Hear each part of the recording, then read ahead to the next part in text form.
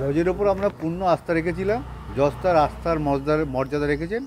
CBI তার যে সঞ্জয়ের এগেনস্টে ঠিক মতন তথ্য প্রমাণ দিতে পারেনি বলেই তার যাবজ্জীবন হয়নি, মানে সাজা মৃত্যুদণ্ড হয়নি। আমরা পুরো কালকে রায়ের কপি হাতে পাবো এবং পড়বো, দেখে আমরাই সিদ্ধান্ত নেব। ওনাকে অত ব্যস্ত হয়ে এগিয়েছে কোনো কিছু করতে হবে মুখ্যমন্ত্রীকে, কারণ উনি এতদিন যা করেছেন আর যেন উনি না করেন।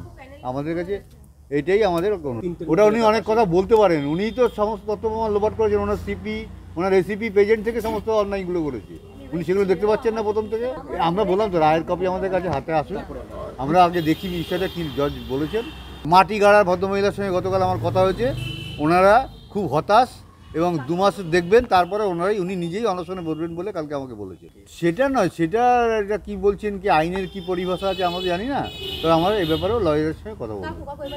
হ্যাঁ ঠিক আছে, না না কম্পেনসেশনের কথা বলেছেন এবং আমি ওনাকে সঙ্গে সঙ্গে অ্যাপোজ করেছি যে আমরা টাকা দিয়ে আমার মেয়েরকে বিক্রি যায়নি, এখানে বিচার চাইতে এসেছি। এবং উনি বলেছেন দেখুন বিষয়টা আমার হাত পা বাঁধা আইনের কাছে, যেটা লিখতে হয় আমি সেটা লিখেছি, এটা আপনারা যা করবেন। তার মানে সিবিআই ঠিকমতো সঠিক তথ্যগুলো পরিবেশন করেনি বলেই কালকে সঞ্জয়ের ফাঁসি হয়নি।